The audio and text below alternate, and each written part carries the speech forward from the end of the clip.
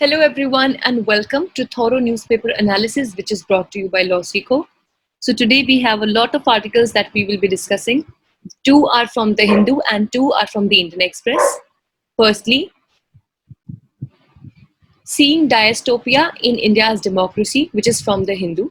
Basically, dystopia means a situation or a society which is just not ideal for any sustenance. Basically, it is a society where a lot of injustice prevails and anarchy prevails. And the author in this article says that the direction in which we are moving, taking the India's democracy, we're actually heading towards a dystopia, and we must be very careful in moving towards the democratic setup that we have in India currently. Then secondly, weighing in on the efficacy of female leadership. So this is again from the Hindu, and it basically talks about the representation of women, or in a way that how leaderships that have been led by women have proved to give better results as compared to their male counterparts. Basically, this article is not demeaning any of the genders, but just that in India we need to have more representation from the side of women as well. Then the third one, the G in the NGO. So basically this G here is the government or the governance or the interference of governance, more specifically in the functioning of the non-governmental organizations that are the NGOs. So this is regarding the new FCRA Act that we'll be discussing in detail. And fourthly, redefining essential items. So this again is regarding the Essential Commodities Act. So this bill 2020 has been now passed by the Parliament, and what are the consequences of it and what are the new additions or changes that have been made, we'll be discussing in here. And then finally, we have the News and Flash column. But before that, let's have a look at the LawSikho courses that we have for you. We have the Law of the courses, which is a judiciary test prep course. So if you are also preparing for judicial services exam, then you can also enroll yourself in this amazing course. The link to this course is available in the description box below. And you can also download for yourself free study material from this very link as well. Then we have various other courses also. You can definitely have a look at them at the LawSikho page. Now let's see that what is the multiple choice question for the day. Alexander Lukashenko is the president of first, Ukraine, second, Belarus, third, Djibouti, or fourth, Sudan. Please keep in mind that this country, this African country, which is actually, it falls in the Horn of Africa, this is not called as Djibouti or Djibouti or something like that. It is pronounced as Djibouti. So this was a plus tip that I wanted to give to you all. So yes, if you know the answer to this MCQ, do jot it down in the comment section below. Now let's see that what is the descriptive question for the day. Parties field fewer women because voters lack faith in women leaders' abilities. A vicious cycle we need to break. Discuss. So basically here we are specifically talking about the political parties that they come up with lesser or fewer of women candidates because they believe that voters would not be very, they would not trust a lot as to the abilities of that woman leader, and that is why they do not put them as their party leaders as well. So this is a vicious cycle which we all need to break, and we need to discuss upon this as well. With this, let's start with the first article for the day, which talks about reviewing the Indian democracy. Recently, the United Nations declared 15th September as the International Day of Democracy and stated it to be an opportunity to review the state of democracy in the world. So basically, as we know that India takes the claim very proudly of being the largest democracy of the world, and 15th September being celebrated as the International Day of Democracy was a day of pride for India indeed. But then again, we should consider that what was the real motive of the United Nations to come up with this International Day of Democracy. So basically it was to give an opportunity to the democratic nations to review the state of their democracy as compared to the world scenario. And that is why it is important for us as well that before we take the title and try to claim or celebrate the idea of being the largest democracy of the world, we also analyze as to where in the index of democracy and where in the performance as a democratic nation do we stand. So here, as the main title, in the title also this term dystopia has been used, which I also had explained. So basically it is a place where the people experience great suffering as they fend for themselves under the watchful eyes of an authoritarian state. So definitely this is something, not a definition that can be of a democratic state, and that is why it is just the opposite of what we expect out of a democratic setup. So now let's understand that what, after the review of the state of democracy in India, have we been able to understand. Firstly, world's largest democracy with independent judiciary and press and guarantee of civil liberties. So this is something that we always have been celebrating. We always have been, also, we flaunt a lot about it, that we have an independent judiciary, we have a press, we have freedom of information, we have freedom of speech and expression, and various other civil liberties as well. But then the assessment in India is based on partial evaluation. Yes, of course, because when we try to compare the situation of India or the democratic setup of India to the global powers or the other countries in the world that also have a democratic system, then we would be able to understand that the evaluation, if we are doing just on these parameters like the independent judiciary, press or civil liberties, then this evaluation would stand out only to be a partial evaluation. And what we need to do is a wholesome evaluation, which now we'll consider. Admiring a government for its own sake, then outcomes produced. And basically what we do is that what we are doing is that we are only considering and admiring ourselves and our democratic system, our government, for only the rights that we have been endowed in the body of our constitution. But what is the real situation of those rights? Like, we celebrate very flauntly that we have the freedom of speech and expression. But are all the individuals, all the citizens of the country able to enjoy it equally? Maybe that is something to think about, right? So like similarly, there are various other things, even like if we talk about the independence of judiciary, very recently we had been discussing that the judiciary that was considered to be the temple of justice in India is currently, and in the current scenario, turning out to be an executive court rather than being a court of law. Even the press, we say, is too much biased towards the government and is not really coming up with the real facts, just in the case of Sudarshan TV that we recently witnessed. And if we talk about guarantee given in the name of civil rights, then also we have the CAA, NRC and various other sedition laws under section 124A of the Indian Penal Code. So there are a lot of lots to say, and that is why we should focus a lot on the outcomes produced rather than the only provisions that we have been gifted. And a proof to this is that we have been ranked 144th out of 153 in UN's World Happiness Report 2020. Basically, here in the article also, the author has given a very beautiful analogy that if we claim to be world's largest democracy and we celebrate only to this, then it would be something like that we really admire the architecture of a building and the beauty and the material used in a building, but we really are not concerned whether the people or the residents of that building are satisfied and happy or not. And similarly, if we take India to be one of the largest democracies of the world, or that is the largest democracy of the world indeed, nobody can really deny the fact. But what is more important to be considered is whether the people who are governed by this democracy in India are happy and satisfied or not. And clearly, once we see India's poor ranking of 144th out of 153 in UN's World Happiness Report 2020, we seem to understand that the people really are not satisfied and happy in India. Then the next point here is that democracy is built by the people.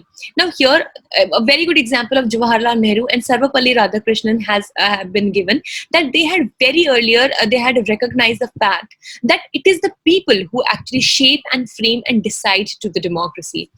Like an example has been given in 1960s, United States saw a very successful movements for black empowerment, women's emancipation and sexual liberation. And it had absolutely no support from the US state, but still these movements turned out to be very successful, and various civil liberty laws and acts were drafted and successfully made in the United States just because the people wanted to. Even in India, if we take an example of the right to information, this act can solely be given the credit to the people, and that to the ground level people coming basically from the state of Rajasthan. So that is why it was the people who actually came up with this idea and struggled hard. Even the example of Lokpal Bill can be taken, that it was properly promulgated only after the long strike that was brought in by various and thousands of Indians, and along in the leadership of Anna Hazare. So these are some examples that they show that it is the people who actually are framing and drafting the democracy. But then again, it is important to note that how many of the citizens are able to participate in the decision-making process of the government. Like even yesterday or day before yesterday, we discussed an article regarding the environmental impact assessment draft that was only published in Hindi and English language, and many other people who are non-Hindi and non-English speakers actually are complaining about it, since they could not contribute, obviously, to the decision-making in the EIA draft. So that is why it is also important that proper access is also given to the people, so that they can enthusiastically participate in the decision making process. Then the role of the state extends to endowment of individuals with capabilities, and it allows individuals to undertake the functionings or things they value. So this was given by Amartya Sen, and it said that India was ranked 129th out of 189 in United Nations Human Development Index, which is basically based on health and education. And even in that, India was not faring very well. And then historically, large section of Indian population were excluded from education due to the caste system, and even private institutions only focused on the rich, because obviously in the case of private institutions, only those who can afford to get that education or any of those services can look up to the private institutions. Otherwise, people are denied.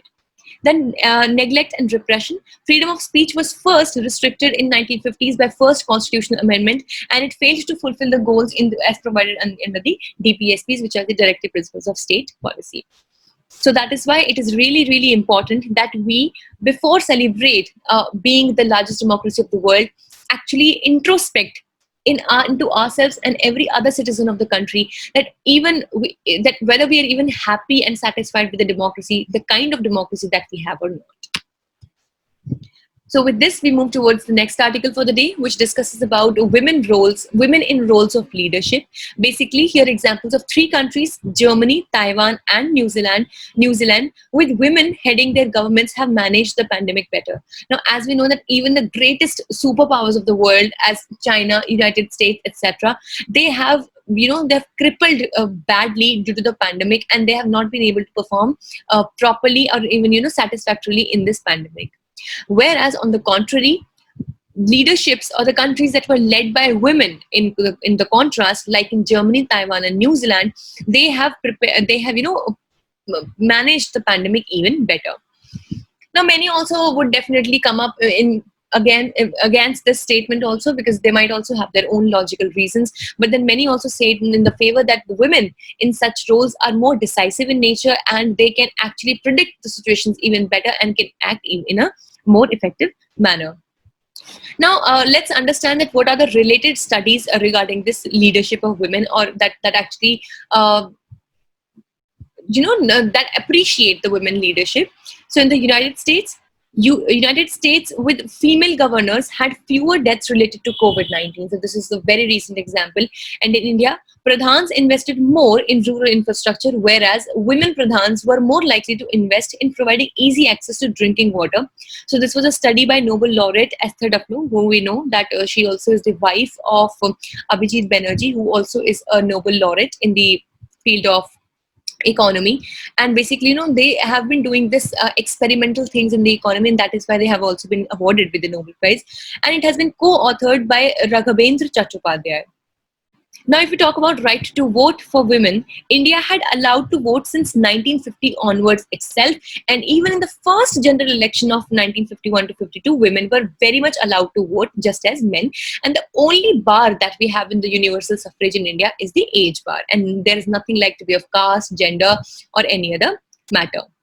But on the contrary, US allowed in 1920 after several decades of struggle. But fortunately in India, we had recognized this thing very earlier, and never ever the women had to at least fight for their suffrage rights. Not majorly, but yes, even after the constitution, it was very much clear that women will have equal suffrage right as that of men.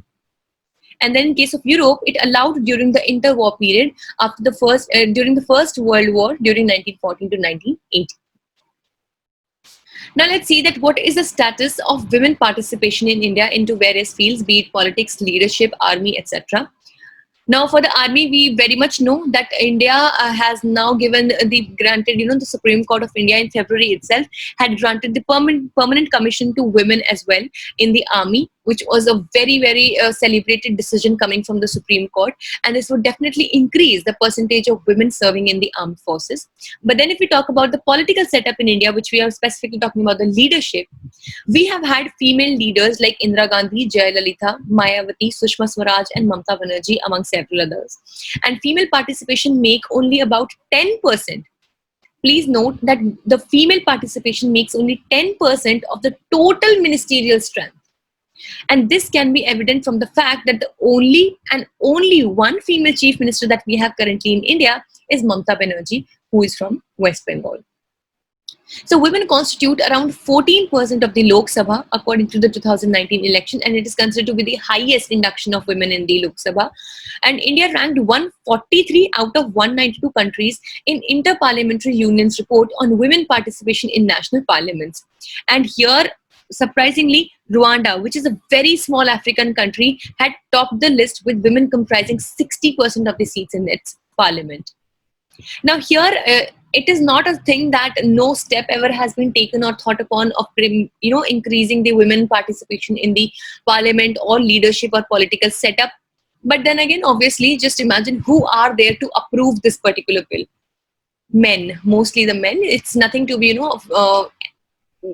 pseudo-feminism or something, but yes, that's the truth, because many a times what kinds of bill you approve or disapprove, it depends a lot upon your personal thinking as well. So here in India, women's reservation bill was passed. It was actually introduced in 1996. So it was like 24 years back. First, it was presented to Lok Sabha by H.D. Deve Gowda.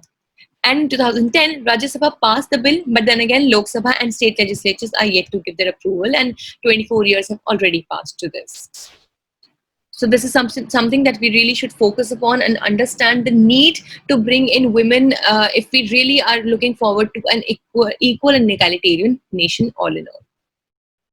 Now, the next article talks about the new FCRA Bill and the NGOs. So basically, FCRA Bill is the Foreign Contribution Regulation Bill 2020.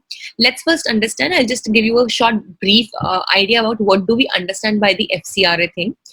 Basically, if there is any NGO, that is a non-governmental organization, so definitely it needs funds to run its agenda and to reach its goals.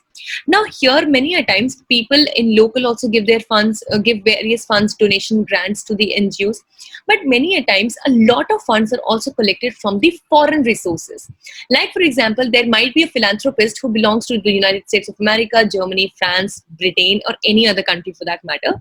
And he wants to contribute to a particular cause that an NGO in India is serving for. So he also can make a foreign contribution. It could be now any company, any firm, any institution, anybody. So any international thing that is actually outside the purview of India can give some contribution. So this is the foreign, that is coming from the foreign contribution. Basically, this is the contribution that they are giving to the NGOs. So to control in a way, or to make the process more transparent or regulate the process, this entire system of FCRA Act was there, which now we have come up with the FCRA Bill 2020. So it has recently been passed by the Parliament, and with an aim to bring about transparency in the working of non-profits. Now, the reason why this article has been given the title as the G in the NGOs is because we know by the name itself that NGOs are non-governmental organizations. So basically, they are something that are not really outrightly supported by the government, but obviously, government gives some of the other kinds of supports, but the government does not have much to do in their functioning. But with the new incomings that we have from the FCRA Bill 2020, a huge and unexpected interference is to be seen coming from the side of government, and that is why it is considered to be as an obstacle in the free and fair functioning of the NGOs. So basically, let's understand that what are the features that have been criticized of the FCRA Bill 2020, FCR Bill 2020, that would be affecting the functioning of NGOs. Firstly, it caps the administrative expenses at 20% of their foreign donations. So like for example, 100 rupees are being they're getting an NGO is getting 100 rupees as their foreign donations, so only 20% of it, that is only 20 rupees of that the NGO can use for its administrative expenses and not beyond that. Secondly, it requires them to have an SBI, that is a State Bank of India account, and that too at Delhi branch. Thirdly, prohibits transfer of grants received under the FCRA to any other outfit. So once an NGO has received an FCRA from any foreign source, it cannot further give that amount or a part of that amount to any other outfit or any other institution or any other place. Fourthly, provides sweeping power to the Ministry of Home Affairs to cancel their foreign contributions regulation certificate. Basically, any NGO, if that NGO wants to get some foreign donations, it has to get a certificate by the Ministry of Home Affairs, which is called as the FCRA certificate. And now this bill has provided sweeping powers to the MHA to cancel their FCRA certificate. Now, the probable effect that would be, all in all, would that it would make NGOs vulnerable to harassment and shrink their activities in the country, because obviously now they would not be able to function as independently as they ought to. Now, with this, let's understand, which is a very important topic to be known, that what is the importance of NGOs in India. Now, as we know that there are many causes for which the government wants to fight, of course, but due to various restraints, be it economic, be it manpower, be it could be any reasons, the government is not able to reach over there, and even if it is able to, it is not able to reach to the desired areas. So many a times the NGOs actually come to the rescue, and also there have been instances where NGOs also contribute a lot in the collaboration with the government. Like, for example, when we talk about the education reports that we have coming in India, then there is an NGO Pratham that plays a very important role in providing information or data collection to the government and for the calculation of education status in children in India. Then there are various other NGOs who are helping to cure the problem of anemia, malnutrition, women empowerment, sexual abuses, against the sexual abuses, and so on and so forth. So let's understand that what are the importance of NGOs in India. So engage in diverse activities like human and labor rights, education, healthcare, environment, legal aid, gender issues and research, etc. Now, even if we know that even in the Domestic Violence Act, a woman or who's a victim of the domestic violence can also seek help from an NGO for any further any assistance for that matter. Secondly, help fight pandemics like the COVID-19. Fight against coronavirus is a combination of the efforts of the government and the civil societies. It was quoted by Prime Minister Modi. And community level outfits and self-help groups in Kerala, Odisha and Rajasthan have led the battle against COVID-19. Next, the raise deficiencies of government programs. So it asks questions on discrimination, marginalization, violation of constitutional rights and human dignity. You must have seen that many a times, if government fails to function efficiently in a particular case, then there are various women cells, women NGOs, or any other kind of NGOs as related to the matter. They come up and question the government on their functioning, so which is very important. And next, it helped introduce important laws such as Environmental Protection Act, Right to Education Act, Forest Rights Act, and Right to Information Act. So these are all that came from the civil societies and the NGOs. So we really need to owe a lot. We owe a lot to the NGOs in India. And that is why this new FCRA bill should be put up in such a way that, of course, transparency should be maintained, but it should not cripple down or it should not cut down the wings of the NGOs in India. With this, we have the final article for the day, which talks about the essential items. The Parliament has recently passed the Essential Commodities Amendment Bill 2020 with an aim to deregulate commodities such as cereals, pulses, oilseeds, edible oils, onions and potatoes. Basically, it has introduced subsection 1A in section 3 of the Act, which gives power to the central government to control the production, supply, distribution, etc. of essential commodities. So this is, you can give a read to this section 3. Now let's understand that what actually is an essential commodity as per the Act. So section 2A states an essential commodity means a commodity specified in the schedule of the Act. So the schedule contains contains 7 commodities, and under the Act, the central government is empowered to add or remove a commodity in the list in public interest in consultation with state governments. So that also the power, that this power also is given to the central government. Now let's understand that under what circumstances can the government impose some limitations. Firstly, no clear framework is there, but provides for a price trigger. So we should understand that there is no clear framework to provide, has been provided to impose the limitations or anything like that. But there are some price triggers according to which only limitations can be imposed. Like, for example, for the horticulture products, 10% increase in retail price in the last 12 months or average retail price in the last 5 years has occurred. So then also any limitation can be imposed. And then for non-perishable food stuffs, price trigger is 50. If the price trigger is 50% increase in the retail price. So this is something very, this is quite technical. You can give it a read, but just understand the concept. You do not really need to rote memorize everything, but you need to have an idea of it. And then secondly, it can be regulated only under extraordinary circumstances, such as if there is a war, a famine, whatever you pronounce it as, extraordinary price rise, and natural calamity. And these are some past examples that have been given, like in 2006 to 2017, pulses were regulated, then 8 to 14 rice, and 8 to 18 edible oilseeds. Now, this would be the impact of the amendment. It is expected to attract private investment in the value chain of commodities, that it would make the cold chains, the storage facilities, and the value chain addition would be done in a more efficient manner. Let's see that what this essential commodities bill, if it becomes an act, would have the positive or negative impacts. With this, let's discuss the news and flash that we have for today. Time magazine's 100 most influential people of 2020. So it included Indian personalities such as Prime Minister Narendra Modi, Ayushmann Khurrana, who is an actor, Bilkis, who is an 82-year-old voice of marginalized India, face of protest against CAA at Shaheen Bagh, Sundar Pichai, who is the CEO of Alphabet, and Alphabet is also, it's a sister thing like of Google, and Professor Ravindra Gupta. So these are all the names we should remember, and we should also applaud to these names. Secondly, embattled president of Belarus secretly sworn in for new term. Alexander Lukashenko, now here you might have the answer for your MCQ, was sworn in for the 6th time for the president of Belarus in a secret ceremony. The decision to conduct the ceremony in secret was to avoid setting off mass demonstrations, because obviously due to the COVID situation. And thirdly, Lok Sabha passes bill to operate ports better. So the major port authority bill was passed to provide for regulation, operation, and planning of major ports in India, and to vest the administration, control, and management of such ports on the boards of major port authorities. So all these are important, must be kept in mind for the prelims exam specifically. So yes, this was all for today. We hope that it was an informative session for you all. Stay tuned with LawSikho for such more sessions to come. Thank you so much.